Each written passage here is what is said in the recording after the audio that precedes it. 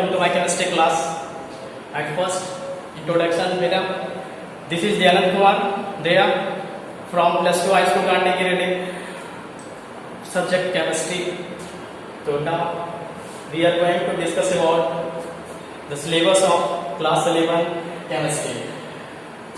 First हम लोग syllabus का डिस्कशन करते हैं. हम लोग को सिलेबस पढ़ाई करने से पहले, सिलेबस मतलब सब्जेक्ट पढ़ने से पहले हम लोग के पास एक आइडिया होना चाहिए कि सिलेबस हम लोग का क्या है.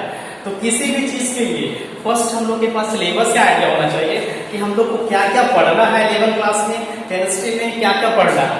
तो जो हम लोग को पढ़ना है वो यहाँ पे इस तरह से लिखा हुआ है कि सबसे पहला यूनिट है हम लोग के पास some basic concept of chemistry. इसमें केमिस्ट्री का बेसिक चीज के बारे में अध्ययन करना है, स्टडी करना है. सेकेंड यूनिट है हम लोग का स्ट्रक्चर ऑफ एटम, परमाणु की संरचना के बारे में अध्ययन करना है. परमाणु का संरचना क्या होगा, एटम का संरचना क्या होगा, एटम का स्ट्रक्चर क्या होगा, ये आपका स्ट्रक्चर ऑफ एटम का स्टडी करना है. थर्ड यूनिट है हम लोग का क्लासिफिकेशन ऑफ एलिमेंट, एलिमेंट का क्लासिफिकेशन के बारे में अध्ययन करना है. कैसे एलिमेंट का क्लासिफिकेशन किया गया है, किसके आधार पर किया गया है, कैसे किया गया है, कितने क्लासिफिकेशन ऑफ एलिमेंट है, प्राय और उनकी पेरियोडिसिटी, पेरियोडिक प्रॉपर्टीज क्या है उनका, ये आपको इसमें अध्ययन करना है हम लोग का थर्ड यूनिट में. फोर्थ यूनिट है हम लोग के पास chemical bonding and molecular structure. एक आइटम दूसरे आइटम के साथ किस तरह से वो बॉन्डिंग करता है, कौन कौन टाइप का बॉन्डिंग होता है, कैसे बॉन्ड बनाता है, ये आपका और मॉलिक्यूलर स्ट्रक्चर, मॉलिक्यूल का स्ट्रक्चर क्या होगा, ये हम लोग इस यूनिट में हम लोग को स्टडी करना है. फिफ्थ यूनिट है हम लोग के पास state of matter. State of matter आप लोग नीचे क्लास से पढ़े होंगे स्टेट ऑफ मैटर के बारे में. उसमें 3 स्टेट ऑफ मैटर होते हैं, सॉलिड स्टेट, गैसेस स्टेट और लिक्विड स्टेट. बट हम लोग को यहाँ पे जो स्टडी करना है वो गैसेस स्टेट है और लिक्विड स्टेट है. 6th यूनिट में हम लोग को थर्मोडायनेमिक्स पढ़ना है, ऊष्मागतिकी के बारे में, हीट के बारे में, जो हम लोग को यहाँ पे थर्मोडायनेमिक्स चैप्टर में दिया हुआ है. 7th यूनिट है हम लोग का केमिकल इक्विलिब्रियम. हम लोग केमिकल इक्विलिब्रियम में आपके सिलेबस में आपका इक्विलिब्रियम है, लेकिन हम लोग ये केमिस्ट्री में पढ़ते हैं इसलिए इसका नाम पड़ गया है केमिकल इक्विलिब्रियम. इसको हम लोग केमिकल इक्विलिब्रियम के नाम से जानते हैं. 8th यूनिट है हम लोग का रेडॉक्स रिएक्शन. इसमें एक आइटम दूसरे आइटम का इलेक्ट्रॉन का ट्रांसफर कैसे होता है, जो हम लोग को इलेक्ट्रॉन ट्रांसफर रिएक्शन में जो पढ़ते हैं वो ये रेडॉक्स रिएक्शन में पढ़ते हैं हम लोग. 9th यूनिट है हम लोग के पास S block element. Classification of element का हम लोग पढ़े होंगे कि एलिमेंट का क्लासिफिकेशन किया गया है S block, P block, D block, F block element. तो जो हम लोग का एस ब्लॉक एलिमेंट है ग्रुप 1 और ग्रुप 2 इसमें स्टडी करना हम लोग का. 8th यूनिट है सम पी ब्लॉक एलिमेंट. यहाँ पे ग्रुप 13 से लेकर के ग्रुप 18 तक का एलिमेंट को हम लोग ग्रुप को बोला जाता है पी ब्लॉक एलिमेंट, जिसमें हम लोग को सारे यहाँ पे 11th क्लास में सभी स्टडी नहीं करना है, सिर्फ कुछ ही ब्लॉक का स्टडी करना है जो कि आप लोग को सिलेबस में मिलेगा. 11th का हम लोग का हाइड्रोजन. आप लोग पढ़े होंगे कि एलिमेंट्स का सिंबल, हाइड्रोजन एक एलिमेंट्स है, उसका सिंबल होता है H. तो वहां पे हम लोग एक सिंबल के रूप में पढ़े थे, एटॉमिक नंबर के रूप में पढ़े थे. लेकिन यहाँ पे जो आपको पढ़ना है एक यूनिट के रूप में पढ़ना है. हाइड्रोजन क्या है, उसका कैसे बनता है, क्या उसका प्रॉपर्टीज है, केमिकल प्रॉपर्टीज, फिजिकल प्रॉपर्टीज, क्या उसका एडवांटेज है, हम लोग कैसे उसको इम्प्लीमेंट करते हैं, वो सारा चीज यहाँ पे पढ़ेंगे इस यूनिट में. हाइड्रोजन. 12th यूनिट है हम लोग के पास some basic principle and techniques. हम लोग ऑर्गेनिक केमिस्ट्री का क्या बेसिक प्रिंसिपल होगा, क्या उसका टेक्निक होगा, वो हम लोग को यहाँ पे पढ़ना है. कैसे उसको हम लोग ऑर्गेनिक केमिस्ट्री में अलग इस केमिस्ट्री से अलग होकर के हम लोग फिजिकल केमिस्ट्री और इनऑर्गेनिक केमिस्ट्री से हम लोग अलग इसमें क्या पढ़ते हैं, ऑर्गेनिक केमिस्ट्री का इसमें सारा बेसिक चीज आपको मिलेगा फर्स्ट यूनिट में, जो कि ये 12 यूनिट कहलाता है. 13 है आपका हाइड्रोकार्बन. ऑर्गेनिक केमिस्ट्री में बेसिकली हाइड्रोजन और कार्बन के बारे में हम लोग स्टडी करते हैं और वो कंबाइंड स्टेट में हाइड्रोकार्बन कहलाता है. ये आपका सबसे इंपॉर्टेंट चैप्टर है. 14 यूनिट है एनवायरमेंटल केमिस्ट्री, एनवायरमेंटल साइंस के बारे में हम स्टडी करेंगे हम लोग. तो ये आपका टोटल 11 क्लास का सिलेबस है. इसमें आपके केमिकल इक्विलिब्रियम तक के चैप्टर को हम लोग बोलते हैं फिजिकल केमिस्ट्री के अंतर्गत आता है. ये फिजिकल केमिस्ट्री में हम लोग पढ़ेंगे ये सारे चैप्टर्स. यहाँ से हम लोग 8 यूनिट से हम लोग को 11 यूनिट तक 4 यूनिट आप लोग पढ़ना है ऑर्गेनिक केमिस्ट्री में. केमिस्ट्री को हम लोग 3 भागों में बांट के स्टडी करते हैं, फिजिकल केमिस्ट्री, इनऑर्गेनिक केमिस्ट्री और ऑर्गेनिक केमिस्ट्री। ये आपके थ्योरी यूनिट्स जो है ये ऑर्गेनिक केमिस्ट्री में आता है। ऑर्गेनिक केमिस्ट्री के अंतर्गत हम लोग इसका अध्ययन करेंगे। तो चलिए नाउ नेक्स्ट हम लोग we are going to discuss about physical chemistry of chapter 2 का आज हम लोग स्टडी करेंगे कि फिजिकल केमिस्ट्री में चैप्टर 2 में हम लोग को जो पढ़ना है वो स्ट्रक्चर ऑफ एटम है, जो कि यहाँ पे चैप्टर 2 के नाम से आपको मिलेगा, चैप्टर 2 में मिलेगा। चलिए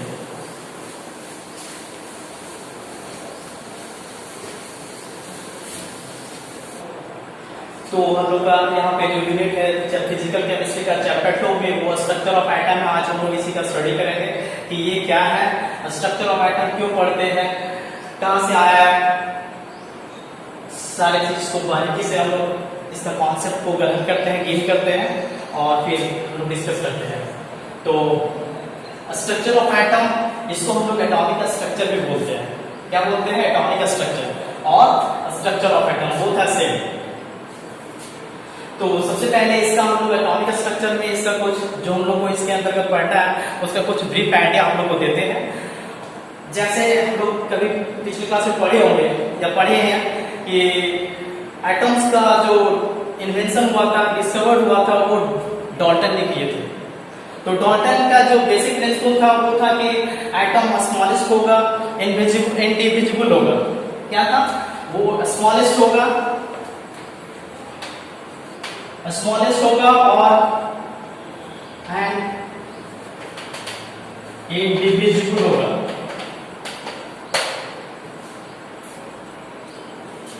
ये स्मॉलेस्ट होगा और इंडिविजिबल होगा। एटम ने इतना डिस्कवर किए थे कि ये कोई भी एटम जो होता है वो स्मॉलेस्ट होता है, छोटा होता है और इंडिविजिबल होता है, वो डिविजिबल नहीं होता है। तो बहुत सारे साइंटिस्ट आए तो उन्होंने फिर वो ये नहीं बता पाए कि इसका स्ट्रक्चर क्या होगा, इसमें कैसे वो एटम जो बना होगा वो कैसे बना है, किस तरह से बना है, उसमें क्या है, वो आगे इसका डिस्कवर वो नहीं कर पाए, वो यहाँ पे फेल कर गए। तो जो इन्होंने स्मॉलेस्ट है एंड इंडिविजिबल है इसका प्रिंसिपल दिए थे वो जॉन डॉल्टन ने दिया था। इसीलिए ये जो थ्योरी थे फर्स्ट प्रपोज किए थे एटम्स को वो उन्होंने डॉल्टन ने ही किया था, इसलिए उनके नाम से ये डॉल्टन्स एटॉमिक थ्योरी नाम दिया गया। फर्स्ट में हम लोग डॉल्टन ने जो है वो एटॉम के बारे में प्रपोज किए थे, तो इसीलिए उनके नाम से ये एटॉमिक थ्योरी को प्रपोज किया गया और दिया गया। इसमें उन्होंने कुछ पॉइंट्स दिए थे और बताए थे कि ये एटम इस तरह से होता है, ये उसका कैरेक्टरिस्टिक्स है, ये उसका कैरेक्टरिस्टिक्स नहीं है, वो बताए थे। तो इन्होंने बताया थे सबसे पहले कुछ इसका हम लोग एटॉमिक स्ट्रक्चर किसको करते हैं, ये हम लोग स्टार्ट करने से पहले एटॉमिक स्ट्रक्चर के बारे में जानते हैं कि एटॉमिक स्ट्रक्चर क्या है। तो एटॉमिक स्ट्रक्चर को हम डिफाइन करते हैं सबसे पहले कि द ब्रांच ऑफ, यहाँ लिख देते हैं, the branch of physical chemistry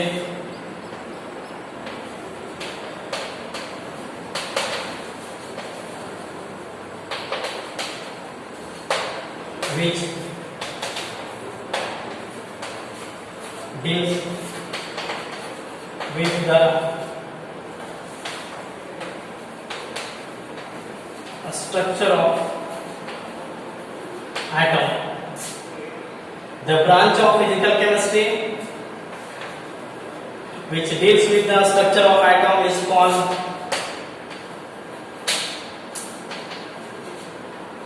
physical chemistry. Sorry, atomic structure.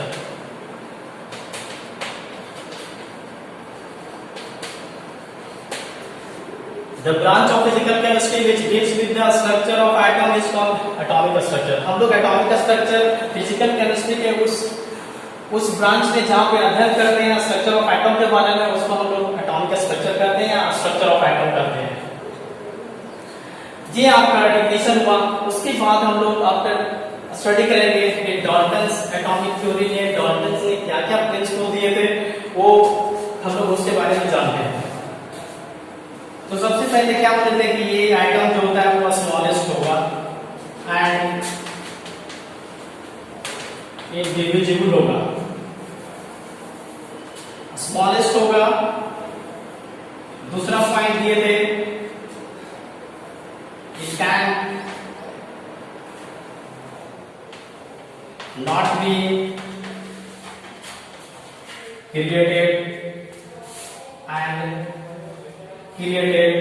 or destroyed. It cannot be created or destroyed. इसको हम लोग ना ओपन कर सकते हैं और ना ही इसको डिस्ट्रॉय कर सकते हैं। ये होने चाहिए थे। फोर्थ पॉइंट था इनका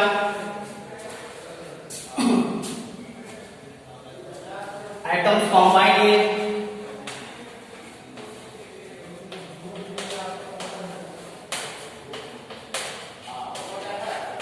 सिंपल रेशियो। एटम्स कॉम्बाइन करते हैं सिंपल रेशियो में। हम लोग बारीकी से एक एक करके स्टडी करेंगे।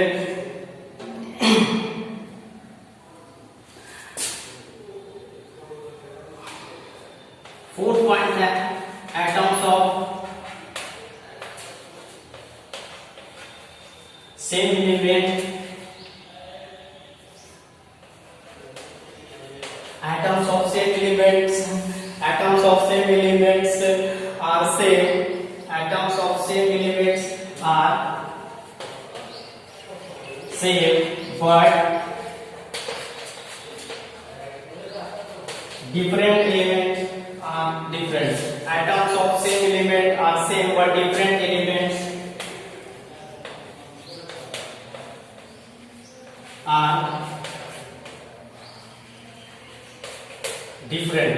Atoms of same element are same but different elements are different. ये डाल्टन्स एटॉमिक थ्योरी, डाल्टन्स ने बताया थे, ये उनका प्रिंसिपल था कि एटम जो होता है वो स्मॉलेस्ट होता है। लेकिन ये सारे थ्योरी उनका जो भी दिए हुए थे ये सभी फेल हो गए और फेल होने के बाद नया इन्वेंशन हुआ, नया साइंटिस्ट आए जो कि इसके फेलियर को उन्होंने फिर डिस्कवर किए और बताया कि आगे कैसे क्या होगा, एटम्स में क्या क्या लगता है, कैसे उसका आगे हम लोग स्टडी करेंगे वो आगे रिजल्ट करके। तो ये सबसे पहले हम लोग जानेंगे कि ये इनका जो इन्वेंशन था, डिस्कवर था, वो कैसे फेल हुआ। सबसे पहले ये बताया था कि ये स्मॉलेस्ट होगा, एटम स्मॉलेस्ट होगा। तो स्मॉलेस्ट होगा तो वो सब्सटेंस को बताया था कि सबसे छोटा जो होता है वो एटम ही होगा। एटम से छोटा कुछ नहीं हो सकता, एटम से स्मॉल कुछ भी नहीं हो सकता। लेकिन यहाँ बाद में जब इन्वेंशन हुआ तो पाया गया कि इसके अंदर में इलेक्ट्रॉन्स है, प्रोटॉन्स है और न्यूट्रॉन्स है। तो जो ये बताए थे डाल्टन ने, उनका जो कॉन्सेप्ट था वो फेल कर गया कि स्मॉलेस्ट से एटम से भी छोटा कुछ हो सकता है।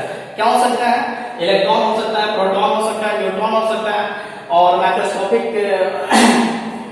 सब्सटेंस भी होते हैं जैसे पॉजिट्रॉन वगैरह। तो अभी हम लोग बात करेंगे बेसिकली इलेक्ट्रॉन, प्रोटॉन और न्यूट्रॉन का। ये जो स्मॉलेस्ट के नाम बताए थे, स्मॉलेस्ट का जो प्रिंसिपल दिए थे वो उनका फेल कर गया। नेक्स्ट है आपका it can not be created और डिस्ट्रॉयड। एटम को ना तो नष्ट किया जा सकता है, ना ही इसको उत्पन्न किया जाता है, लेकिन इसमें रेडियो एक्टिव टेक्निक से हम लोग इसको उत्पन्न कर सकते हैं और नष्ट भी कर सकते हैं। कौन सा टेक्निक है? Radio active technique. रेडियो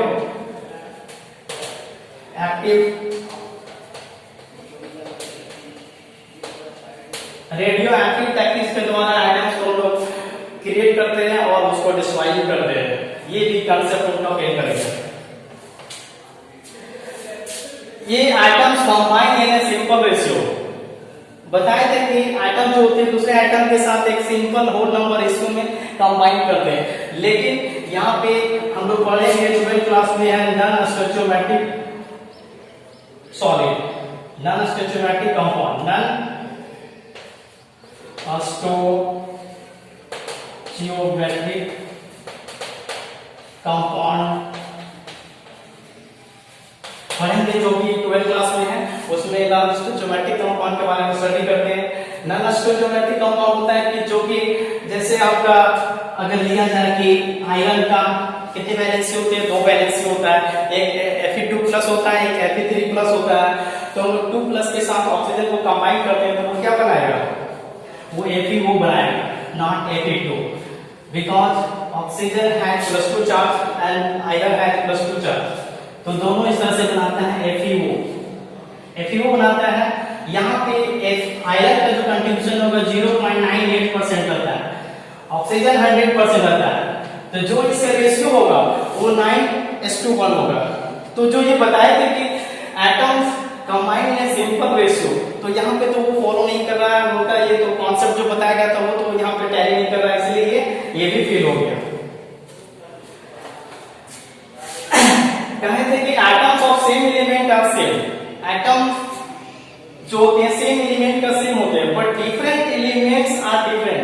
लेकिन यहाँ पे हम लोग आइसोटोप्स की बात करेंगे। आइसोटोप्स में क्या होता है कि कार्बन का जो एलिमेंट है मास C12 होता है, उसका आइसोटोप्स होते हैं C13 and C14, C13 and C14। यहाँ पे तो उसने जॉन डॉल्टन ने बताया कि atoms of same element are same element का एटम सेम होगा but different element are different. लेकिन तो यहाँ पे तो सेम एलिमेंट में डिफरेंट एटम्स भी है, सेम एलिमेंट में सेम एटम भी है और डिफरेंट एटम्स भी है। कैसे? तो ये आइसोटोप्स हम लोग स्टडी करेंगे, आइसोटोप्स में स्टडी करेंगे कि ये कैसे होता है। तो यहाँ पे इसका ये भी कॉन्सेप्ट फेल हो गया। ये सारे जो भी इन्होंने दिए ये सारे फेल कर गए। तो बाद में जो नेक्स्ट साइंटिस्ट आए उन्होंने एक एक करके फिर बारीकी से उस पर रिसर्च किया और पाया कि कैसे होगा। चलिए हम लोग नेक्स्ट आगे बढ़ते हैं। तो इस तरह से उनका डाल्टन्स एटॉमिक थ्योरी का जो भी बेसिक था, प्रिंसिपल था, वो सारे फेल कर गए। और फिर आगे नेक्स्ट साइंटिस्ट आए, अलग अलग तरीके से बहुत सारे साइंटिस्ट हैं, उन्होंने अपने आप डिस्कवर किया है, रिसर्च किया है, इनोवेट किया है, जो कि हम लोग आज उसको एक एक करके सब पढ़े। नोट करना चाहेंगे तो नोट करते जाएंगे, बहुत इंपॉर्टेंट है ये सब पढ़ना है आपको। तो 10th 9th क्लास में भी दिया हुआ है, लेकिन यहाँ पे एटॉमिक स्ट्रक्चर का हम लोग स्टडी करेंगे तो इसमें थोड़ा सा बता दिए।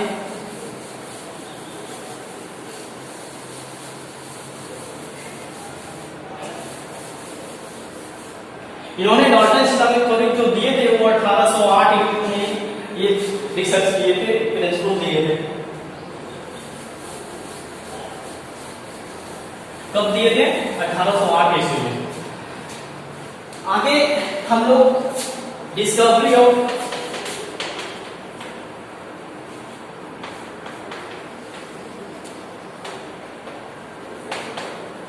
Fundamental particles, discovery of fundamental particles के बारे में स्टडी करेंगे। तो एट फर्स्ट हम लोग सबसे पहले ये जानेंगे कि फंडामेंटल पार्टिकल्स, फंडामेंटल चीज क्या होता है। फंडामेंटल पार्टिकल्स के अंतर्गत 3 चीज आता है, electron, proton, proton, neutron. Fundamental John Dalton के बाद एटम्स का स्मॉलेस्ट जब उनका फेल कर गया कि एटम ही स्मॉल नहीं हो सकता है, उसके अंदर में और छोटे छोटे पार्टिकल्स होते हैं। तो जब इसका डिस्कवरी हुआ तो एटम्स के अंदर में पाया गया कि इलेक्ट्रॉन पाया जाता है, प्रोटॉन पाया जाता है और न्यूट्रॉन पाया जाता है। तो एक एक करके हम लोग इसका, और ये तीनों को कहा गया कि fundamental particle, because electron, proton, neutron present in everything and all thing, all atoms. मतलब जितने भी अर्थ में जो भी पार्टिकल एटम्स हैं वो सारे एटम्स में इलेक्ट्रॉन्स, प्रोटॉन और न्यूट्रॉन प्रेजेंट होते हैं, पाए जाते हैं, जिसके कारण से ये फंडामेंटल पार्टिकल्स के नाम से जाना जाता है। तो सबसे पहले है कि डिस्कवरी ऑफ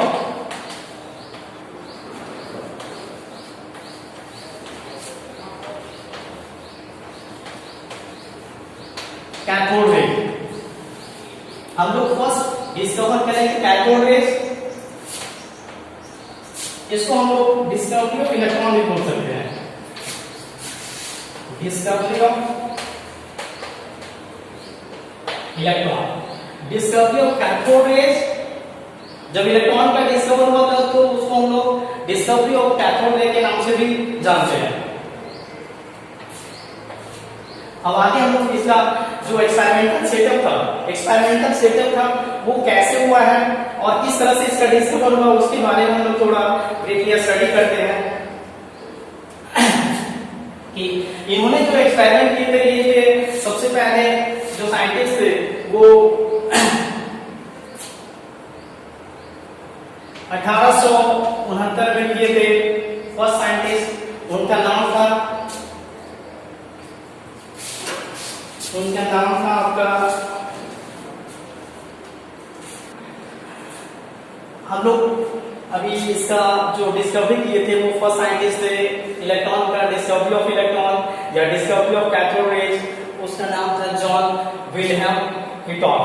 ये 1869 ईस्वी में किए थे। फर्स्ट टाइम जब इसका इनोवेशन किए थे, इनोवेट किए थे तो वो 1869 ईस्वी में किए थे और बाद में फिर जे थॉमसन ने किया था 1897 ईस्वी में। तो जो ये इन्होंने एक्सपेरिमेंट सेटअप बनाए थे उसमें डिस्चार्ज ट्यूब लिया गया था, इसीलिए ये डिस्चार्ज ट्यूब एक्सपेरिमेंट के नाम से जाना गया।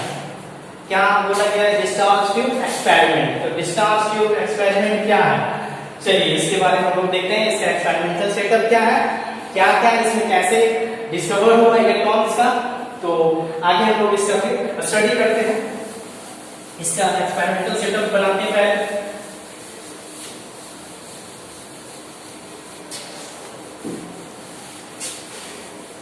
बहुत इंटरेस्टिंग लगेगा, बहुत आपको कॉन्सेप्ट है, मेन है इसका कॉन्सेप्ट समझिए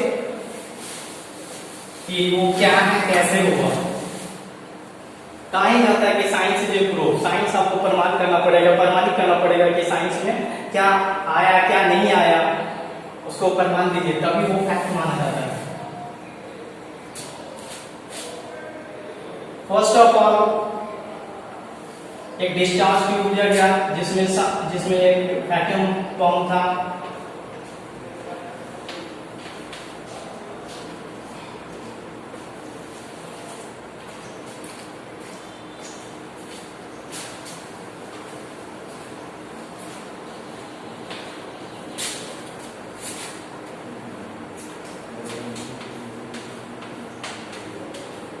इसमें 2 इलेक्ट्रोड भी लिया गया।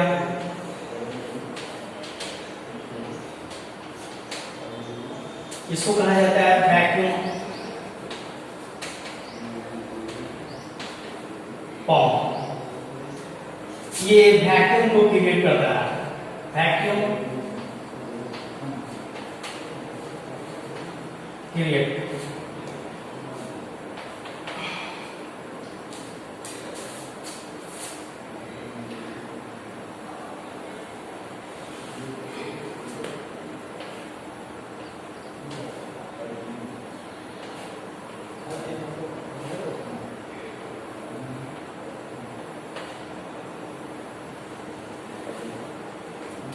यहाँ पे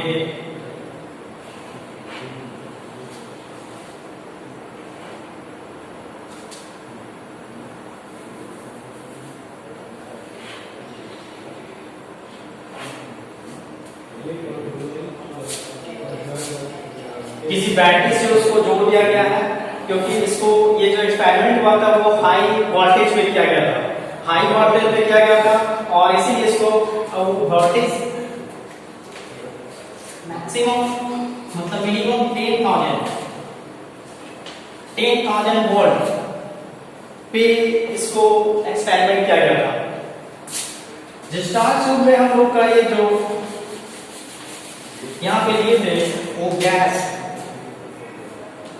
एनीबॉडी कोई भी गैस लेकर के वो एक्सपेरिमेंट किए थे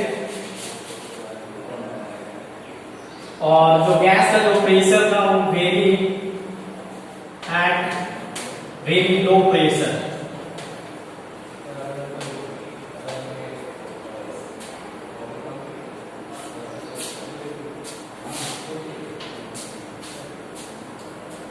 ये साइड इसको जो प्लेट था वो नेगेटिव प्लेट था, इसका नाम कैथोड रखा गया। ये आपका पॉजिटिव प्लेट है तो इसका नाम एनोड, इसका नाम एक साइड कैथोड बोला गया और दूसरे साइड आपका एनोड आ गया, एनोडिक प्लेट। एनोडिक प्लेट वो एनोड के नाम से जाना गया, वैक्यूम फॉर्म।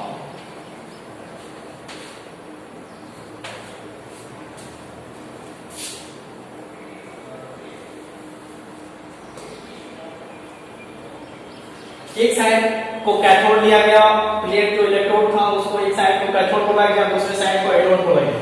अब ये क्या किया गया, यहाँ पे जैसे ही उसको बैटरी से कनेक्ट किया गया और पाया गया कि यहाँ पे कुछ स्पार्क हो। इस मेन जो पॉइंट था वो आपको क्लियर करने का है। At very low pressure experiment जो किया गया था, इसमें दो मेन पॉइंट था। क्या था कि गैस का जो प्रेशर होगा, गैस का जो प्रेशर होगा वो बहुत कम होगा और वोल्टेज होगा वो वेरी हाई होगा, हाई इलेक्ट्रिक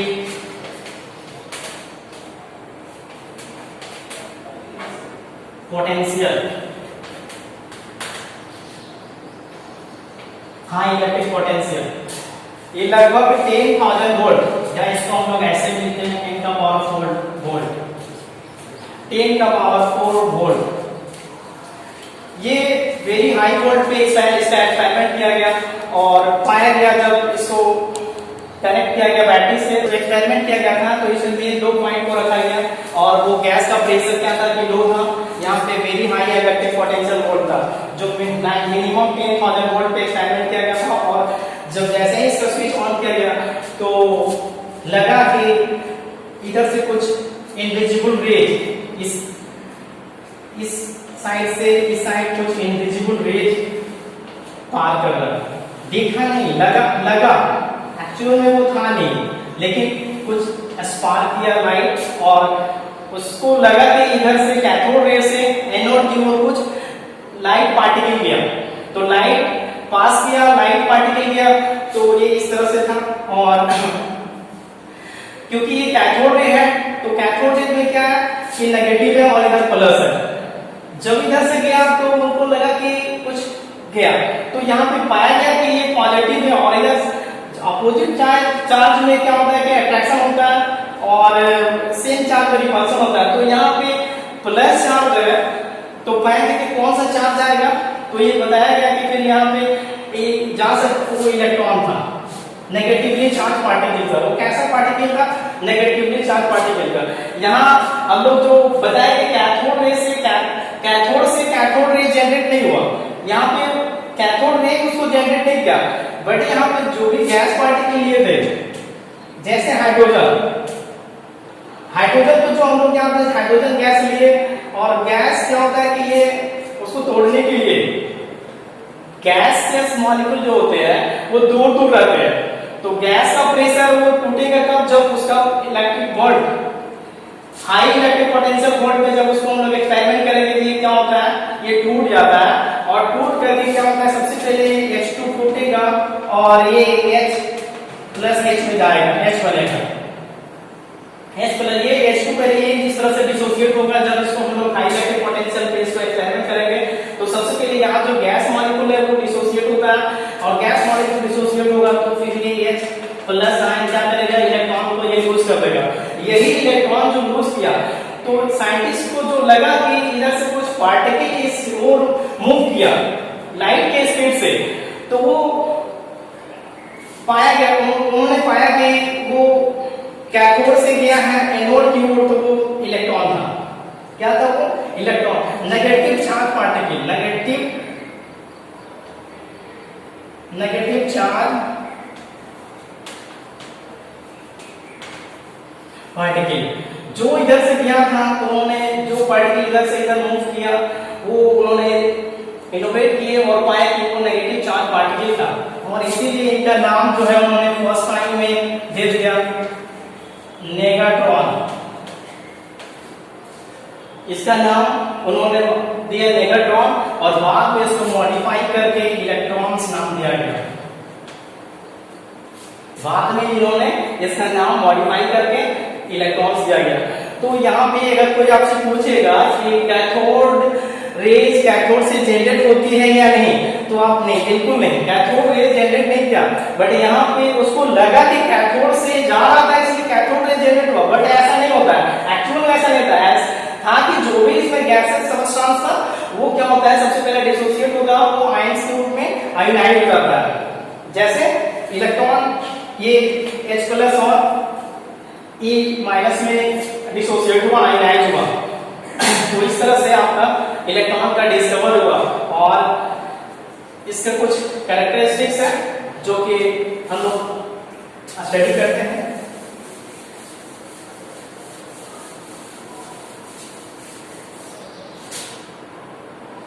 और जो इन्होंने जो इसको इनोवेट किए थे, जो डिस्कवर किए थे, वो थे जॉन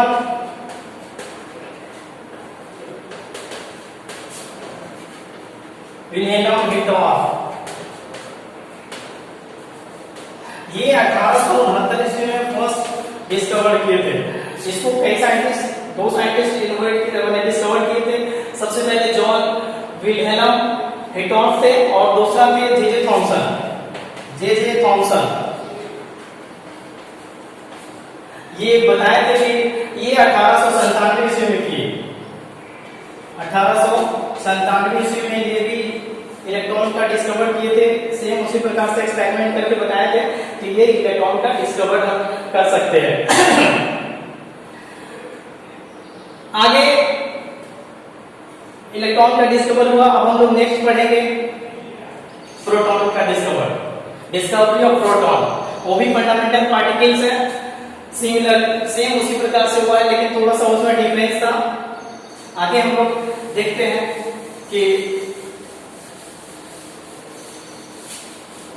तो इसका जो हम लोग क्या पाए, ये एक्सपेरिमेंट जो किए हैं, तो इसमें हम लोग अल्टीमेटली क्या रिजल्ट निकला कि जो भी इसमें पार्टिकल गया वो स्ट्रेट लाइन मूव करता, स्ट्रेट लाइन में गया, ना कि वो पार्टिकल जो है वो डेविएट होकर के गया। ये बिल्कुल स्ट्रेट लाइन में गया, लाइट के स्पीड से गया, लाइट के स्पीड से वो मूव किया। और ये था कि इसका E/m एक जो मेन फैक्टर है वो E/m ratio, charge by mass ratio, charge by mass ratio, charge by mass ratio में इसका कुछ कैरेक्टरिस्टिक्स है जो कि हम लोग देखेंगे, जो आपको याद रखने का चीज है, आपको केयर करने का चीज है कि नेचर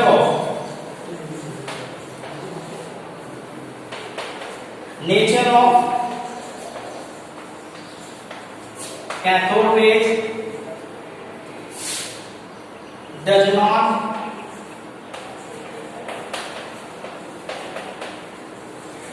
डिपेंड अपॉन, क्या फर्स्ट हम लोग क्या सीखे इसे कि ये जो पार्टिकल्स है वो लाइट के स्पीड से मूव किया, कैथोड से एनोड की ओर गया, ये स्ट्रेट लाइन मूव किया। और जो मेन है आपका, कुछ आप एनसीईआरटी बुक से भी पढ़ेंगे, जो मेन है आपका E/m ratio, charge by mass ratio इसका जो होगा वो nature of cathode rays does not depend upon, क्या चीज पे डिपेंड नहीं करेगा, कि मटेरियल ऑफ इलेक्ट्रोड।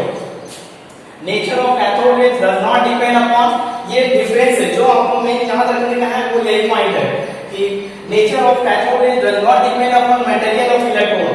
दूसरा, nature of gas taken in the discharge tube,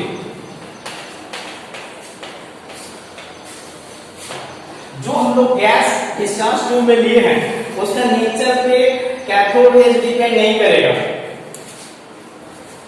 ये आपका मेन पॉइंट हो गया E/M रेशियो। अब हम लोग इसका कुछ जो पॉइंट याद रखने का चीज है, जो डिफरेंस है वो हम लोग नोट करेंगे। तो इसको अगर नोट करना चाहिएगा तो नोट कॉपी कर लीजिए जल्दी।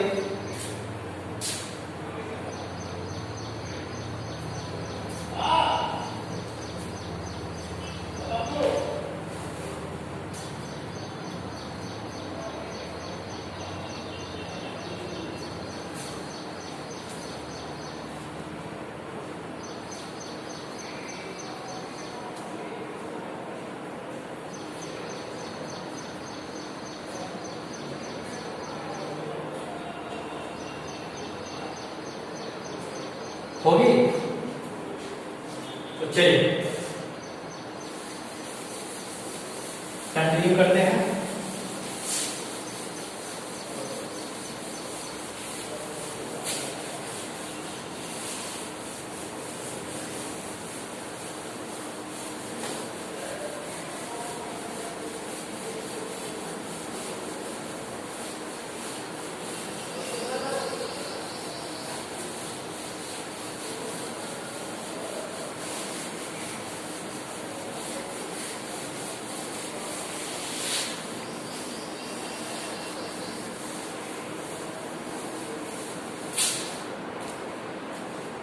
तो हम लोग पढ़ रहे थे कि 4/मास रेशियो E/m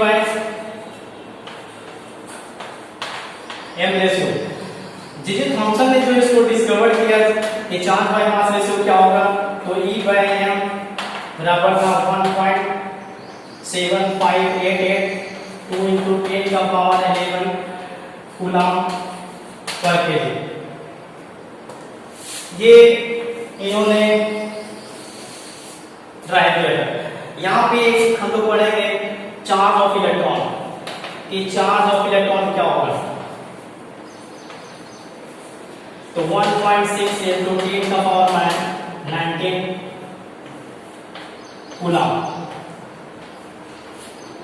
जी आपका इलेक्ट्रॉन का चार्ज होता है कि 1.6 × 10⁻19 कूलम। प्रोटॉन का चार्ज होता है, सॉरी इलेक्ट्रॉन का चार्ज है। जब हम लोग प्रोटॉन का स्टडी करेंगे तो प्रोटॉन का चार्ज बताएंगे।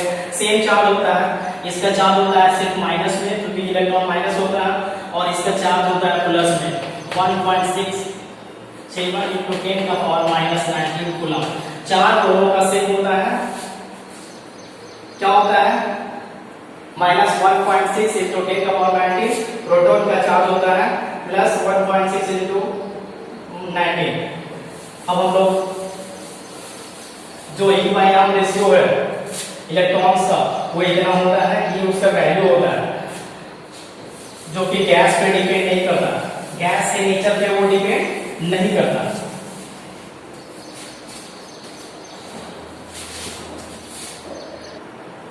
नेक्स्ट हम लोग सेकेंड डिस्कस करने जा रहे थे कि डिस्कवरी ऑफ रेनॉल्ड रेट और कैनाल रेट।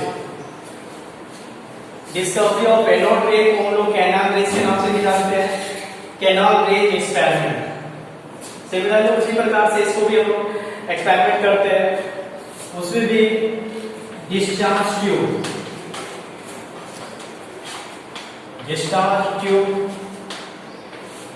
एक्सपेरिमेंट किया गया था। चलिए उसका तो हम एक्सपेरिमेंट सेटअप भी बनाते हैं। अब उसका एक्सपेरिमेंटल सेटअप कुछ चेंजिंग होगा थोड़ा सा, जहां पे आपको पता चल जाएगा।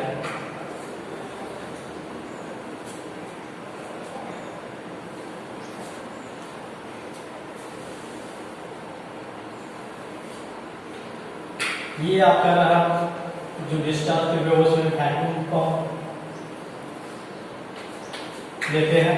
वैक्यूम पंप डिस्चार्ज ट्यूब,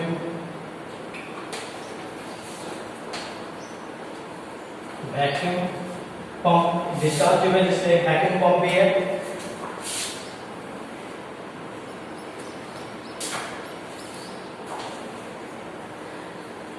इसको एक इलेक्ट्रोड से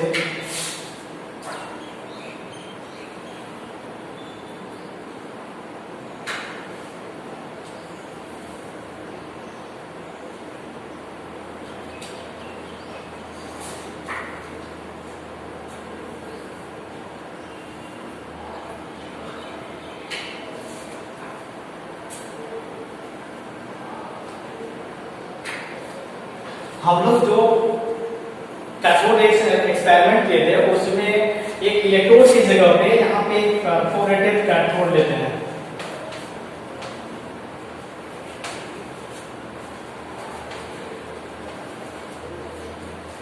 कैथोड की जगह पे सिर्फ हम लोग चेंज किए कि परफोरेटेड कैथोड लेंगे। इसको इस बैटरी से जोड़ देते हैं। ये आपका नेगेटिव प्लेट हो गया,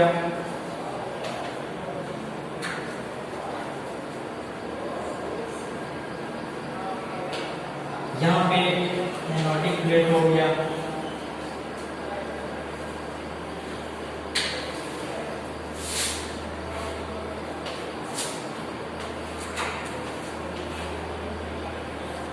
इस बैटरी से सेम उसी प्रकार से 3000 वोल्ट इलेक्ट्रिक पोटेंशियल में हम लोग इसको अप्लाई करते हैं।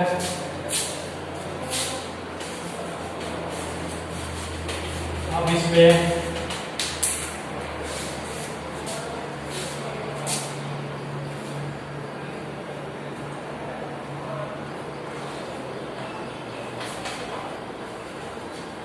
H2 गैस को फीड कर देते हैं। H2 गैस फीड हो गया मेरा डिस्चार्ज ट्यूब में। इसका जो प्रेशर था, गैस का प्रेशर, वो एट वेरी लो प्रेशर पे होगा। गैस का प्रेशर जो है वेरी लो प्रेशर पे होगा। जो इलेक्ट्रिक पोटेंशियल डिफरेंस है वो 10,000 वोल्ट होगा। High electric volt minimum 10,000 volt, इसको हम लोग 10 का पावर 4 वोल्ट भी कर सकते हैं। जो भी यहाँ पे एक्सपेरिमेंट किया गया वो इतने इलेक्ट्रिक वोल्ट पे किया गया। और जो प्रेशर था वो H2 गैस था। गैस हम लोग जो डिस्चार्ज ट्यूब में जो कनेक्ट लिए हैं, ठीक है, H2 गैस सेम उसी प्रकार से इसका भी एक्सपेरिमेंट करते हैं। और यहाँ जो डिफरेंस है ये आपका एनोडिक प्लेट हो गया, ये कैथोडिक प्लेट हो गया। कैथोडिक प्लेट की जगह पे सिर्फ हम लोग यहाँ पे चेंज करके ये परफोरेटेड कैथोड। परफोरेटेड का मतलब होता है जिस कैथोड में होल होगा, कैनाल होगा, होल को कैनाल बोलते हैं। कैनाल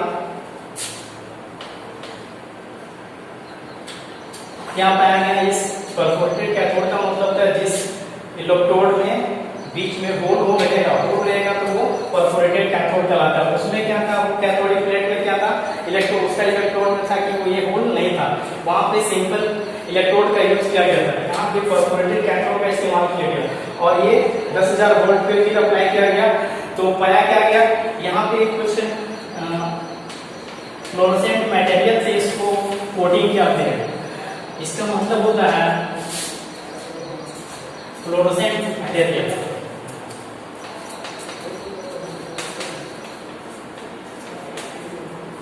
फ्लोरोसेंट मटेरियल ये आपका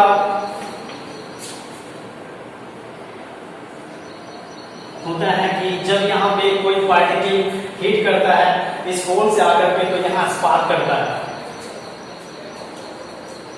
इसका मतलब होता है कि spark is produced when particle hit. जब हम लोग पार्टिकल को हिट करते हैं तो ये स्पार्क करता है और इसे पता चलता है कि ये इधर भी कुछ इनविजिबल रेज इस डायरेक्शन में एनोड से कैथोड की ओर मूव किया रहा है, पास कर रहा है। तो ये जब एक्सपेरिमेंटल सेटअप सेम उसी प्रकार से थोड़ा सा डिफरेंस है कि ये आपका कैथोड प्लेट को सिर्फ परफोरेटेड कैथोड को ला के रखा गया है जिसमें कैथोड में एक होल है, बीच में होल है। इस होल से क्या होता है कि जो भी इधर से कुछ इनविजिबल रेज पास हो रही है वो इस होल से जा रहा है और यहाँ पे आकर के हिट करता है और हिट करने के बाद ये पता चलता है कि यहाँ पे कुछ पार्टिकल्स इधर आ रही है, सारे होल से पास कर जा रहा है। वो लग रहा है कि किसी केनाल से इधर से जब पार्टिकल या रे मूव कर रही है तो लग रहा है किसी केनाल से पास कर रही है, इसलिए इसका नाम केनाल रेज भी कहा गया। इसको हम लोग केनाल रेज भी बोलते हैं। प्रोटॉन को केनाल रे भी कहा जाता है क्योंकि ये जो पार्टिकल्स है या फिर जो ये रे मूव कर रही है ये किसी केनाल से लग रहा है कि किसी केनाल से पास कर रही है, बट ऐसा हो नहीं रहा है। यहाँ पे दिखता नहीं, ये इनविजिबल होता है। ये लगता है साइंटिस्ट को कि ये पास कर रही, इधर से गया, लेकिन वो एक्चुअल में दिखता नहीं। होता क्या है कि जब ये जो क्या बोलते हैं इसको कि ये आपका जो फ्लोरोसेंट मटेरियल्स है और जब स्पार्क करता है तो उससे पता चलता है, उसको हम लोग इसी से हम लोग को पता चलता है कि जैसे कोई पार्टिकल यहाँ पे आकर के हिट किया और पार्टिकल जब हिट किया तो उसको साइंटिस्ट को लगा क्या कि इधर से पॉजिटिव है, इधर नेगेटिव की ओर जा रहा है, तो वो कौन सा होगा। तो जाहिर सी बात है कि यहाँ पे पॉजिटिवली चार्ज पार्टिकल होगा जो कि वो एनोड कैथोड की ओर मूव कर रहा है लाइट की स्पीड से। सेम सारा कैरेक्टर सेम होगा यहाँ पे। तो ये पाया गया यहाँ पे कि इधर से पॉजिटिव चार्ज पार्टिकल मूव किया, बाद में पॉजिटिव चार्ज पार्टिकल का ही नाम रखा गया प्रोटॉन। क्यों रखा गया? क्योंकि ये एनोड प्लेट से कैथोड की ओर आ रहा था और कैथोड क्या होता है, नेगेटिव चार्ज होता है। तो नेगेटिव चार्ज की ओर कौन सा पार्टिकल मूव करेगा, तो वो क्या होगा, वो प्लस चार्ज ही वो क्या करेगा, माइनस चार्ज की ओर मूव करता है, उसकी ओर वो अट्रैक्ट करता है। तो इस प्रकार से मेरा प्रोटॉन का डिस्कवर हुआ। अब हम लोग पढ़े थे कि सेम उसी प्रकार से इसका भी कैरेक्टरिस्टिक्स होगा कि जो भी पार्टिकल्स मूव करेंगे वो लाइट की स्पीड से जाएंगे, स्ट्रेट लाइन मूव करेंगे, स्ट्रेट लाइन मूव करेंगे। और यहाँ जो है गैस जो E/m रेशियो होगा, इसको स्पेशल E/m रेशियो होगा, तो नेचर ऑफ एनोड रे, नेचर ऑफ एनोड रे डिपेंड्स, ये देखिए, अपॉन नेचर ऑफ एनोड रे डिपेंड्स अपॉन पहला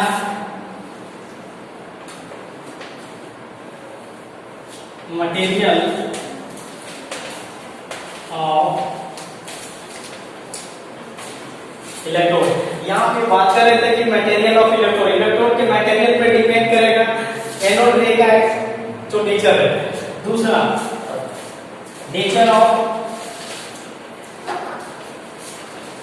गैस taken in the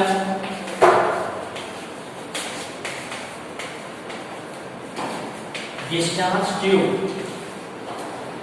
बताया गया कि उसमें था कि cathode ray does not depend upon material of electrode. जो आपको पॉइंट याद रखने वाला है ये यही पॉइंट है, दोनों में जो डिफरेंस है वो यही है कि इसका जो नेचर, एनोड रे का जो नेचर होता है वो डिपेंड करता है मटेरियल ऑफ इलेक्ट्रोड। दूसरा nature of gas taken in the discharge, जो हम लोग डिस्चार्ज में जो गैस को लेते हैं उस पर डिपेंड करेगा कैथोड एनोड रेज का नेचर। अब इस तरह से अब ये प्रोटॉन का डिस्कवर हुआ और हमारे पास दो फंडामेंटल पार्टिकल का डिस्कवर हो गया। आगे हम लोग न्यूट्रॉन का डिस्कवर करते हैं। न्यूट्रॉन का डिस्कवर, ये प्रोटॉन का जो डिस्कवर हुआ था वो वॉन नेस्लिन ने किया थे। जो साइंटिस्ट प्रोटॉन का डिस्कवर किए, डिस्कवरी ऑफ एनोड रे और कैथोड रे, उसको वॉन नेस्लिन ने किए थे 1886 ईस्वी में। फर्स्ट डिस्कवर हुआ था हम लोग का 1869 ईस्वी में, जो कि जॉन विलियम हिटॉफ ने किए थे। अब इतने दिनों के बाद 1886 ईस्वी में फिर हम लोग का प्रोटॉन का आविष्कार हुआ। इलेक्ट्रॉन का डिस्कवर जे थॉमसन ने भी किए थे बाद में 1897 ईस्वी में। प्रोटॉन का डिस्कवर 1886 ईस्वी में वॉन नेस्लिन ने किया। जब न्यूट्रॉन का डिस्कवर हुआ जब न्यूट्रॉन का डिस्कवर हुआ तो वो उससे पहले रदरफोर्ड एक्सपेरिमेंट किए थे, रदरफोर्ड ने डिस्कवर किए थे न्यूक्लियस का। और जो चैम्प चैडविक थे उन्होंने रदरफोर्ड से आइडिया लिए थे कि न्यूट्रॉन के बारे में, न्यूक्लियस के बारे में, चूंकि वो डिस्कवर किए थे 1911 ईस्वी में, तो उनसे उनका बहुत ज्यादा हेल्प मिला। और फिर 1932 ईस्वी में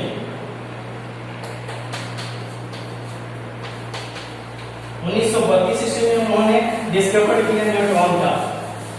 तो बेसिकली जो एक्सपेरिमेंटल सेटअप वो कोई बड़ा नहीं किए थे, लेकिन है कि उन्होंने बम्बार्डिंग टेक्निक यूज किया था कि फर्स्ट उन्होंने एक फॉइल लिए, बेरिलियम का फॉइल लिए, जिसका मास नंबर होता है 9, इसका एटॉमिक नंबर 4 होता है। ये अल्फा पार्टिकल से बॉम्बार्डमेंट किए थे। अल्फा पार्टिकल क्या होता है कि He2+ आयन को ही हम लोग अल्फा पार्टिकल कहते हैं। या इसको सिंपली हम लोग बोल सकते हैं कि doubly ionised helium atom, helium ion is called, या doubly ionised He2+ is called alpha particle. कैसे लिखते हैं हम लोग उसको? डबली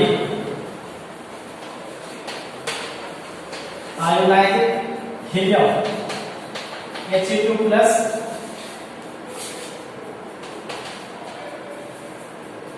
आयन।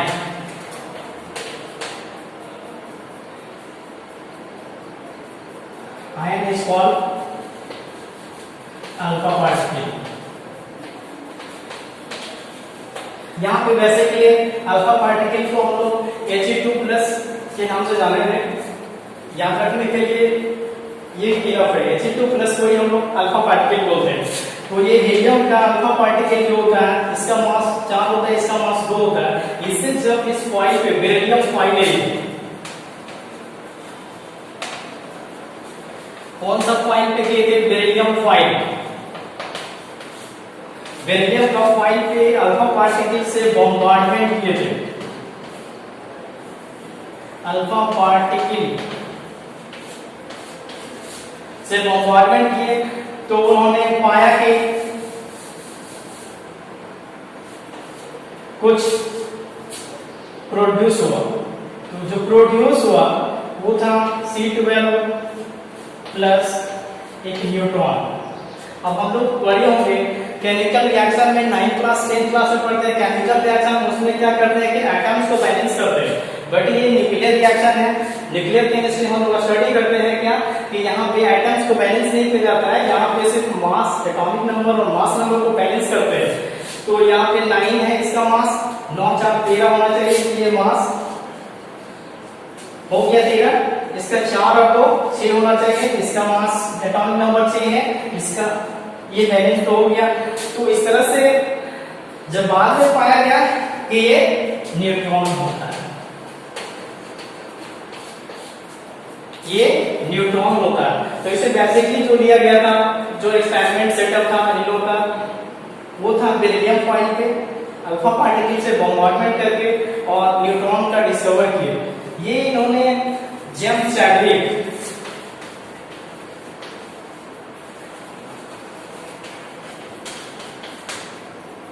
1932 ईस्वी में डिस्कवर किए थे। जेम्स चैडविक ने न्यूट्रॉन का डिस्कवर 1932 ईस्वी में किए और बेरिलियम फॉइल को लिए थे वो, और अल्फा पार्टिकल से जब उसको बॉम्बार्डमेंट किए तो उन्होंने न्यूट्रॉन का डिस्कवर किया। इस तरीके से मेरा फंडामेंटल डिस्कवरी और फंडामेंटल पार्टिकल को हम लोग स्टडी कर लिए। आगे हम लोग कंटिन्यू करेंगे। तो आज हम लोग थॉमसन मॉडल, इसके बाद आगे थॉमसन मॉडल का स्टडी करेंगे।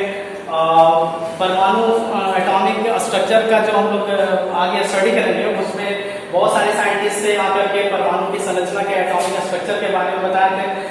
एटम जॉन डॉल्टन के बाद पाया गया कि जब एटम स्मॉल होता है, स्मॉलेस्ट होता है, तो उसका स्ट्रक्चर फिर कैसे होगा, उसमें कैसे बनता है वो।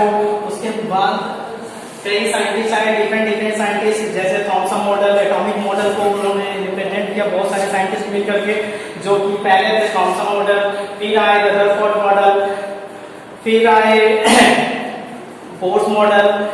बोर्स मॉडल आपका इस चैप्टर में 50% जो बोर्स मॉडल ही कवर करता है।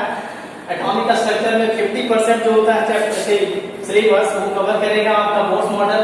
इसमें ज्यादातर थ्योरी है और थ्योरी को लिख करके याद करना ज्यादा अच्छा रहेगा।